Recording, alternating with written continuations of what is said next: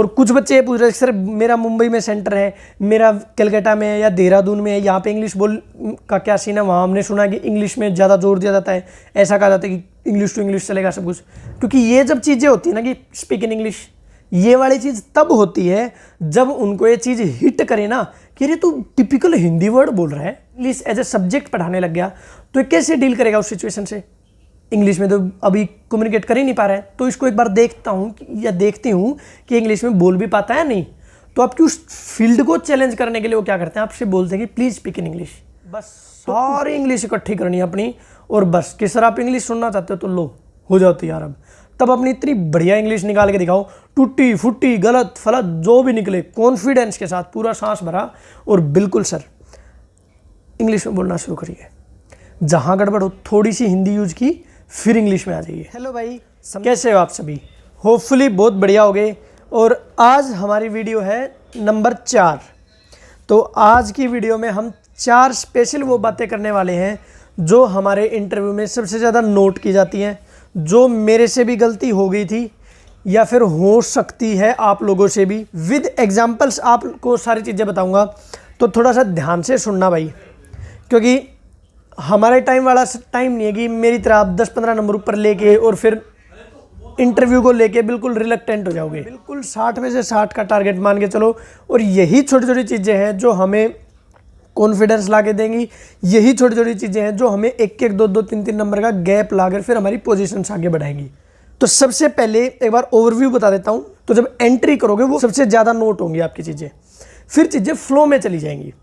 तो एंट्री वाला पार्ट कैसा हो, उस टाइम क्या क्या चीज़ें ध्यान रखनी। दूसरा, क्वेश्चन जब आपसे पूछ रहे हैं, हमें कुछ क्वेश्चंस ना आते होते हैं पहले से ही। हमें ऐसा होता है कि कुछ क्वेश्चन आप इतने तैयार करके जाओ, कोई ना कोई एक क्वेश्चन ऐसा हिट होगा वहाँ पे जो आपको पहले से अच्छे से आता है, और वहाँ पे जब एक्साइटमेंट होती है हमारी, वो कई बार गड़बड़ कर देती है हमारे लिए। तो उस टाइम थोड़ा सा क्या ध्यान रखने वाली चीज़ें। थर्ड है भाई इनफॉर्मल बिहेवियर। डेमो मार्क्स सब एक धरे के धरे रह जाते हैं अगर एक बार आप इनफॉर्मेलिटी के ऊपर आगे दो। इनफॉर्मल बिहेवियर इतना खतरनाक हो सकता है, इसका आपको पूरा एग्जाम्पल दूंगा मैं, क्योंकि मेरे इंटरव्यू में कुछ चीज़ें ऐसी धीरे धीरे घटने लग गई थी। वो तो मेरा लक था कि वो चीज़ें थोड़ा सा संभल गई, और अब मैं जब पीछे मुड़ के देखता हूँ तो देखता हूँ कितना बड़ा ब्लंडर हो सकता था उस टाइम पे। और फोर्थ हमारी चीज़ आती है लैंग्वेज बैरियर, सबसे इंपॉर्टेंट है। हम में से बहुत सारे बच्चे, बहुत सारे दोस्त ऐसे हैं जो गांवों से या फिर ऐसी जगहों से नहीं है भाई, जिनके घर पे या एनवायरनमेंट में, जिनके आसपास बहुत फ्रीक्वेंटली इंग्लिश या इंग्लिश के वर्ड्स बोले जाते हो। ऐसे लोग हम लोग नहीं हैं। तो वो बच्चे क्या करें जिनकी इंग्लिश या तो अच्छी है ही नहीं, मतलब जिनकी हिंदी ठीक है, इंग्लिश में इतने कंफर्टेबल नहीं है, या फिर जो इंग्लिश समझ तो लेते हैं पर बोल नहीं पाते उतने अच्छे से, जिसकी वजह से उनका क्या होता है, इंग्लिश ना तो अपना मैसेज कन्वे कर पाते, प्लस जो चीज़ आती होती है उसको और भूल जाते हैं। और अभी से एक डर ये फैलाया जा रहा है, या फिर ये फैल रहा है मन में बच्चों के, क्वेश्चन ये राइज हो रहा है कि सर अगर उन्होंने कहा कि इंग्लिश में बोलो तो हम क्या करें। तो ये 4 क्वेश्चन है आज की 4th वीडियो के लिए, तो चारों ध्यान से सुनेंगे। सबसे पहला भी एंट्री। जब आप एंट्री करते हो तो एक बेसिक से एटिकेट है, नोक नोक करके नहीं आना, क्योंकि आपकी बेल बज चुकी है तो ऑटोमेटिकली आपको अंदर भेजा जाएगा। तो आपको सीधा गेट खोलना है। अगर गेट बंद है तो जनरली गेट खुला होता है, क्योंकि कुछ ऐसी जगह होती है जहाँ पे मैं था वहाँ पे खुला था भी गेट, तो और हम बाहर ही बैठे थे लाइन बना के, बस अंदर नहीं देख सकते थे हम। तो क्या था कि जैसे ही अंदर आए, मे आई कम इन सर पूछिए, या मे आई कम इन मैम पूछ लीजिए। फिर उसके बाद आप, क्योंकि जिससे आपका आई कॉन्टैक्ट होगा ना उससे ही पूछ लेना, ऐसा फिक्स नहीं होता कि मे आई कम इन मैम, मे आई कम इन सर, क्योंकि 1-2 तो उसमें से नीचे लिख रहे होंगे, कुछ ना कुछ काम कर रहे होंगे, पिछले कैंडिडेट के मार्क्स या कुछ भी कर रहे होंगे, फिर आपको बुलाया जाएगा, या आपका डेमो बायोडाटा पढ़ रहे होंगे, तो जिसके साथ आपका आई कॉन्टैक्ट हो गया उसी से पूछ लीजिए, ऐसा कोई फिक्स नहीं है। चेयर के साइड में जाके खड़े हो जाइए या उसके पीछे थोड़ा सा खड़े हो जाइए, क्योंकि चेयर आपसे ना इतनी दूर होगी कि आप 4 कदम 3 कदम 4 कदम चलो फिर आपको चेयर पर पहुंचा जाए। टेबल से लेके चेयर के बीच का इतना गैप होता है 3-4 कदम का। तो आप वहाँ पे जाकर उनको ग्रीटिंग कीजिए, मतलब मेल को एक बार में, फीमेल को एक बार में। फिर उसके बाद आता है चेयर पे बैठने वाला सीन, क्योंकि हमने मॉक इंटरव्यू लिए हैं भाई, ये गलती बच्चे करते हैं और हम चेयर को इस तरह से जानबूझ के रखते थे कि ये गड़बड़ करें। वो जब कहें तब बैठें, और जैसे ही बैठे ना तो अपना शांति से बैठे हैं, चेयर को ड्रैग नहीं करना। ऐसी कंडीशन है कि भी चेयर को उठा के रखना पड़ेगा, तो थोड़ा सा आराम से ऊपर उठाएं और थोड़ा सा पीछे रख दें, ऐसे ड्रैग ना करें। वैसे इतना स्पेस होता है कि हम चेयर के आगे जाके और आराम से बैठ जाएं और कंफर्टेबल हो के बैठना। भाई कई बच्चे देखो ऐसे बैठते हैं, और मुझे बहुत इस चीज़ से पर्सनली वो होती है एलर्जी सी, ऐसे करके। यार ऐसे कौन बैठता है, ख़त्म सिंह हो गया, ऐसे मत बैठो यार प्लीज़। तो इसका थोड़ा सा ध्यान रखें। देखो मैं भी कभी वीडियो में आपको ना ऐसे करके नहीं बैठा मिलूंगा या ऐसे करके नहीं बैठा मिलूंगा, कभी भी नहीं। इस चीज़ इतने ही टाइम पीरियड में वो एक और चीज़ आपकी नोट कर लेंगे, वो होती है आपकी ड्रेसिंग सेंस। ड्रेसिंग सेंस कैसी हो, शर्ट अपनी पहन लीजिए, फुल स्लीव्स पहन लीजिए, अगर जनरली पहनो तो फुल स्लीव्स लाइट कलर की, कोई भी मान लो थोड़ी सी लाइट सी ग्रीन नहीं होती, मतलब एक डिसेंट सा कलर होता है ग्रीन टाइप का, या वाइट हुआ कुछ इस टाइप का, मतलब लाइट कलर, बिल्कुल प्लेन। ऐसा कोई बटनों वाला सीन ऐसा नहीं होना चाहिए, बिल्कुल ऐसे अलग ही लाइन जा रही है यहाँ से, पूरी बड़ी ब्रांडिंग है यहाँ पे, ऐसा नहीं। एक सामान्य लाइट कलर की कोई भी शर्ट, जो भी बोलते हैं टी शर्ट या शर्ट, जो भी कुछ बोलते हैं, यहाँ तक कि फुल स्लीव्स, नीचे आपकी डार्क थोड़ा सा कंपेरेटिवली, ठीक है, आपकी ब्लू ब्लैक इस टाइप से आपकी वो चल सकती है। कुछ वाइट कलर की सॉक्स प्लीज़ मत पहनना, ठीक है ना, वाइट सॉक्स प्लीज़ मत पहनना, ब्लैक है ना, या फिर डार्क कलर का कोई भी जो आपसे मैच करे। और इसी हिसाब से अपने कम्बिनेशन के साथ, क्योंकि अपने पेरेंट्स से बात करके, थोड़ा सा दोस्तों से बात करके थोड़ा देख लेना भाई, बेल्ट भी आपकी थोड़ी सी फॉर्म में, मतलब कुछ भी ऐसे अलग हाईलाइट ना हो। जैसे ड्रेस मोस्टली बच्चे नहीं लेंगे इस टाइम पे, एक दो बार उसको अच्छे से इंटरव्यू में, मॉक इंटरव्यू में आप पहन लेना, ताकि उसकी कंडीशनिंग हो जाए आपकी बॉडी के अकॉर्डिंग।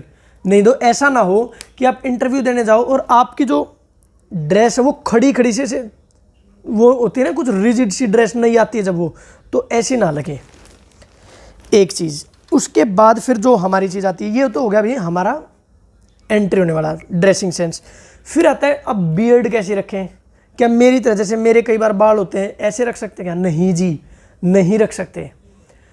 ये दाढ़ी वाड़ी ये सब चीज़ें कैसे रख सकते हैं? देखो ऐसा बिल्कुल कुछ होगा ना, बिल्कुल क्लीन शेव रखोगे तो नहीं सूट बैठती भाई, वो स्मार्टनेस, एक चार्मिंग सा चेहरा नहीं रहता। तो आप वेल ग्रूम्ड जाइए, बिल्कुल क्लीन शेव बेशक मत कीजिए, बट अपनी मतलब जो भी रखो, अपनी मान लो बियर्ड रखे हो ये यहाँ पे और मूछें रखे हो, तो उनको पूरा अच्छे से साफ सुथरा अपना मतलब एक मेंटेन हो गए जाइए भाई। प्लीज़ प्रेफर कीजिए कि अगर आप क्लीन शेव पहले करते हो रेगुलर, तो प्लीज़ क्लीन शेव जाइए।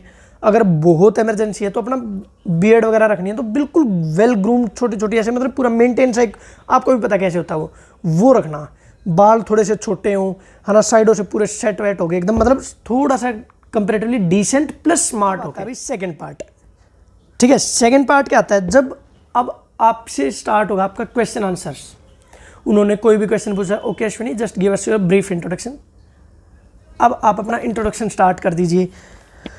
क्वेश्चन जब वो पूछें तो बड़े ध्यान से सुनना, ध्यान से सुनना इन द सेंस कि जो भी पूछे तो एक डिसेंट सी, मतलब नॉर्मल सी ध्यान वाली स्माइल होती है ना जब हमारी, तो वो स्माइल रखें, मतलब हंसने वाली नहीं, दांत दिखाने वाली नहीं, जनरल स्माइल जो होती है, फेक भी ना हो, ठीक है ना, मतलब जानने वाली स्माइल जो होती है वो नॉर्मल स्माइल रखें।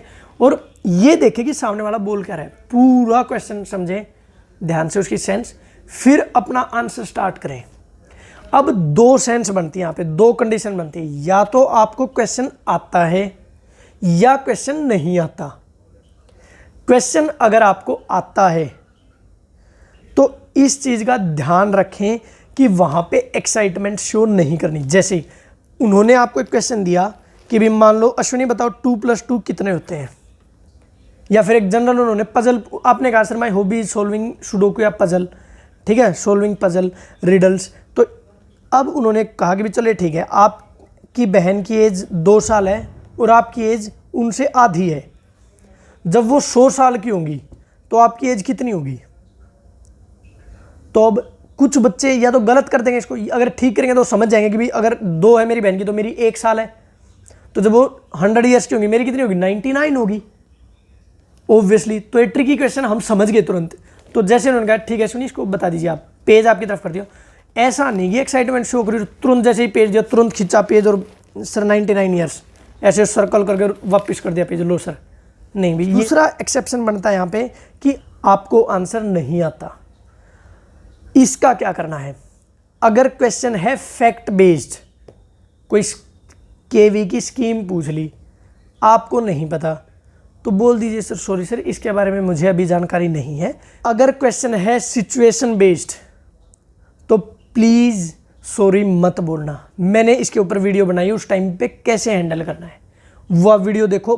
सारे सिचुएशन बेस्ड क्वेश्चन आपके एड्रेस हो जाएंगे, एक भी क्वेश्चन आपका। हमारा आता है भाई इनफॉर्मल बिहेवियर। ये सबसे खतरनाक चीज़ है।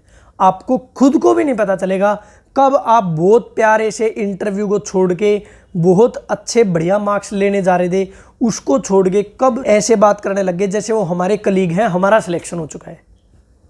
क्योंकि जानबूझ के क्या पता वो कर दे। क्योंकि जब बॉर्डर लाइन का स्टूडेंट होता है ना तो हर तरीके से चेक करने की कोशिश करते हैं कि भी चलो ठीक है इसके मतलब देख लेते हैं बढ़िया है खराब है, अभी हम डिसाइड नहीं कर पा रहे, तो हर तरीके का हथियार अपनाएंगे। तो आपको उस टाइम होश नहीं खोना है। इसका एग्जांपल देता हूँ इनफॉर्मल बिहेवियर क्या होता है। आपको कोई क्वेश्चन पूछा उन्होंने, आपसे कोई क्वेश्चन पूछा उन्होंने, आपको नहीं आता या आपको आधा आता है, आपने आधा आंसर किया और उसके बाद सर मुझे अभी इतना ही पता है, इसके ज़्यादा जानकारी मुझे इसके बारे में नहीं है। उन्होंने कहा कि ठीक है भाई इसका ना एक काम करो भाई, कोई नहीं, जब आपका कल को सिलेक्शन हो जाए ना तो फिर मुझे बता देना। बताओगे? अब आप यहाँ हो गए एक्साइटमेंट, हाँ हाँ सर बिल्कुल बिल्कुल बताएंगे सर बस एक बार। अगर जनरली अगर ये बोल दें, क्योंकि ऐसा बोलते नहीं यार, मैं हाइपोथेटिकल सिचुएशन बता रहा हूँ एग्जांपल के तौर पे, अगर क्योंकि फिर कमेंट सेक्शन में कोई मेरे से कहेगा, अगर वो ऐसा बोल दे हाइपोथेटिकल सिचुएशन, ऐसा होगा नहीं, पर इससे मिलती जुलती कुछ भी चीज़ अगर आपके पास हो जाए, मैं एग्जाम्पल बता रहा हूँ इनफॉर्मल बिहेवियर की, सामने वाला प्रोवोक करने के लिए आपको अगर ऐसा कुछ बोल दे तो जनरली कहिए बिल्कुल सर, अगर आपका आशीर्वाद रहा तो बिल्कुल मैं पूरी कोशिश करूँगा कि उसके बाद आपसे मुलाकात हो केंद्रीय विद्यालय में। ख़त्म।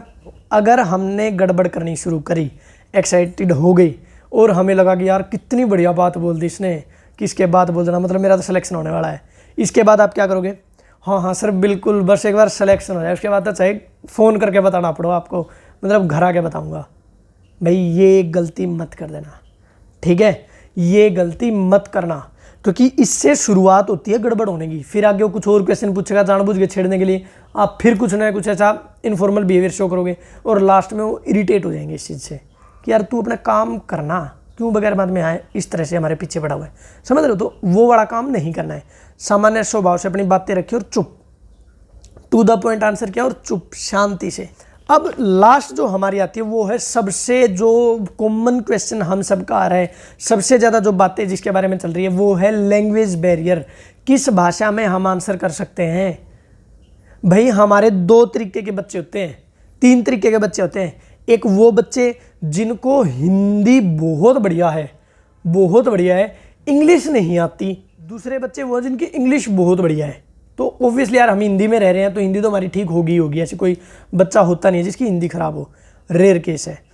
तीसरे बच्चे वो होंगे जिनको इंग्लिश भी आती है, हिंदी भी आती है, लेकिन इंग्लिश में बोलने में थोड़ी सी गड़बड़ होती है। मतलब कहीं ना कहीं हमें लगता है कि यार इंग्लिश में फंसेंगे ही, फिर वो जो रहा कॉन्फिडेंस है वो भी हमारा गड़बड़ हो जाएगा। तो ऐसे तीन बच्चे। इंग्लिश में अगर आपको इंग्लिश आती है तो कोशिश कीजिए जितनी ज़्यादा इंग्लिश में अपनी बातें कन्वे कर पाओ सामान्य स्वभाव से, उतनी इंग्लिश यूज कीजिए, बहुत पॉजिटिव इम्पैक्ट रहेगा। ये हार्श रियलिटी है। कोई ऐसा बच्चा हमने आज तक नहीं देखा जो इंग्लिश बोलने की वजह से फेल हो गया हो। समझ गए? इंग्लिश अच्छी होने का कहीं ना कहीं आपको एक पॉजिटिव पॉइंट मिलेगा, क्योंकि ये एक पर्सपेक्टिव, क्योंकि इंग्लिश मीडियम स्कूल है भाई केवी। समझ गए? दूसरा फिर आते हैं वो बच्चे जिनको इंग्लिश नहीं आती, मतलब कम आती है, हिंदी बढ़िया है, उनकी कम्युनिकेशन। तो हमने क्या करना, फिर हमें अपनी कम्युनिकेशन स्किल्स पे थोड़ा सा इस तरह से काम करना है कि हमारा ये पार्ट छुपा ही रहे। क्यों? अगर आप डेमो दे रहे हो, क्योंकि सबसे ज़्यादा इंग्लिश की प्रॉब्लम हमें डेमो में आती है। नॉर्मल कन्वर्सेशन हम कई बार कर देते हैं, लेकिन डेमो में हमें इंग्लिश नहीं आ पाती, वो एक्सप्रेशंस हम नहीं शो कर पाते। तो क्या कीजिए, just try to speak simple sentences in English. Simple sentences को इंग्लिश में बोलिए, और जो आपके मुश्किल वाक्य हैं उनको हिंदी में बोल लीजिए। क्या दिक्कत है? इतना तो कर ही सकते हैं हम। इसके बाद भी अगर इतना भी नहीं हो पाता है तो एक काम कीजिए, हेलो बच्चों कैसे हो आप सब, हेलो बच्चों how are you all, fine, okay, I am also fine. तो इस तरह के जो बिल्कुल सिंपल सेंटेंस है इनको हिंदी में बोल दो, और फिर जब डेट लिखो तो उसको इंग्लिश में ट्रांसलेट करके बोल दो। समझ गए? इससे क्या हुआ, उनके दिमाग में वो मैसेज हिट नहीं हुआ कि भाई इसको तो इंग्लिश आती ही नहीं। क्योंकि ये जब चीज़ें होती है ना कि स्पीक इन इंग्लिश, ये वाली चीज़ तब होती है जब उनको ये चीज़ हिट करे ना कि अरे तू टिपिकल हिंदी वर्ड बोल रहा है, इंग्लिश तो ये बोल नहीं रहा। कल को अगर ये इंग्लिश में या केरल में या ऐसी ऐसी जगहों पे इंग्लिश बच्चों को पढ़ाने लग गया, क्योंकि या फिर इंग्लिश एज ए सब्जेक्ट पढ़ाने लग गया, तो ये कैसे डील करेगा उस सिचुएशन से? इंग्लिश में तो अभी कम्युनिकेट कर ही नहीं पा रहा है। तो इसको एक बार देखता हूँ या देखती हूँ कि इंग्लिश में बोल भी पाता है नहीं। तो आपकी उस फील्ड को चैलेंज करने के लिए वो क्या करते हैं, आपसे बोलते हैं कि प्लीज़ स्पीक इन इंग्लिश। तो उस टाइम घबराना नहीं है, क्योंकि वो 10 मिनट है भाई हमारे पास, जब हमने बस सारी इंग्लिश इकट्ठी करनी है अपनी, और बस कि सर आप इंग्लिश सुनना चाहते हो तो लो, हो जाओ तैयार। अब तब अपनी इतनी बढ़िया इंग्लिश निकाल के दिखाओ, टूटी फुटी गलत फलत जो भी निकले, कॉन्फिडेंस के साथ पूरा सांस भरा, और बिल्कुल सर इंग्लिश में बोलना शुरू करिए। जहाँ गड़बड़ हो थोड़ी सी हिंदी यूज की, फिर इंग्लिश में आ जाइए। समझे? तो इस तरह से अपनी कम्युनिकेशन स्किल्स के ऊपर काम करना है। ऐसा कभी, क्योंकि देखो भाई एक आज के टाइम पे इंग्लिश और हिंदी दोनों को साथ में लेके चलने का समय है। बाइलिंगुअल बहुत बढ़िया रहेगा। आपको जब वो इंग्लिश में चैलेंज करेगा वो तभी कर सकता है, मोस्टली केसेज में तब करेगा जब वो जानबूझ के देखना चाहेगा कि इंग्लिश में बोल सकता है या नहीं बोल सकता। तो प्लीज़ उस टाइम पे पैनिक मत करना, बस ये देखना कि मेरी इंग्लिश वाले पार्ट को चेक करना चाहता है, तो थोड़ा सा सांस भरना अच्छे से और कॉन्फिडेंस जुटाना कि 10 मिनट बस, ये 10 मिनट से में से भी कुछ टाइम मैं गुजार चुका हूँ, ये 2-4 मिनट बचे, इसमें ऐसी हिंदी इंग्लिश बोल दूंगा, मज़ा आ जाएगा बिल्कुल। और कुछ बच्चे ये पूछ रहे सर मेरा मुंबई में सेंटर है, मेरा कलकत्ता में है या देहरादून में है, यहाँ पे इंग्लिश बोल का क्या सीन है? वहाँ हमने सुना कि इंग्लिश में ज़्यादा जोर दिया जाता है, ऐसा कहा जाता है कि इंग्लिश टू इंग्लिश चलेगा सब कुछ। भाई देखो, टिपिकल इंग्लिश टू इंग्लिश चलेगा ऐसा तो सुनने को नहीं मिला है, लेकिन हाँ ये केस ज़रूर सुनने को मिला है जहाँ पर ये बोल दिया हो कि आप इंग्लिश में बात कीजिए, प्लीज़ स्पीक इन इंग्लिश। ठीक है, कि थोड़ा सा बच्चे पे दबाव दिया जाता है कि भाई आप एक बार इंग्लिश बोल के दिखा दो हमें। इसका कभी ये मतलब नहीं होता कि आप बस इंग्लिश में बात कीजिए, हिंदी का वर्ड भी नहीं बोलना, बोल दिया तो फेल कर देंगे, नहीं। तो अपनी सारी हिम्मत जुटानी है भाई, यहाँ तक पहुँचे, इंग्लिश का पेपर दिया हमने, 12th तक इंग्लिश पढ़ी है, तो क्या दिक्कत होगी? I was I am, he was he am करके दिखा दो 1 सेकंड में, क्या दिक्कत है? ठीक है ना? तो घबराना नहीं है भाई। तो आज की वीडियो में बस इतना ही। आपके जो भी क्वेश्चंस हो वो ज़रूर कमेंट सेक्शन में लिखना, हर एक कमेंट का आंसर मिलेगा। प्लस इतनी जो मैंने बातें कही हैं, इसमें से किसी में भी डाउट हो या आप हमसे अलग मत रखते हो तो प्लीज़ कमेंट में ज़रूर बताना, हम अपनी साइड को भी क्लैरिफाई कर देंगे, और अगर हमें हो सका तो हमारी ओर से जो भी आपकी हेल्प हो पाएगी वो बिल्कुल करेंगे। आपके जो क्वेश्चन हो, नेक्स्ट वीडियो किस टॉपिक के ऊपर चाहिए वो भी कमेंट में लिख देना, पक्का बता दूंगा भाई। थोड़ी सी जर्नी हमारी, इसमें जितना एक दूसरे का साथ मिलजुल के चल पाएंगे बिल्कुल चलेंगे। तो बस इतना ही था मेरी ओर से। तो ऑल द बेस्ट, बहुत बहुत शुभकामनाएं। भारत माता की जय, जय श्री राम।